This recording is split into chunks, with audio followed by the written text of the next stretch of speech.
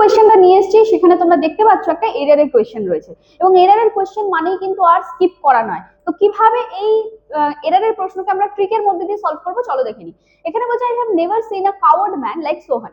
কি রয়েছে?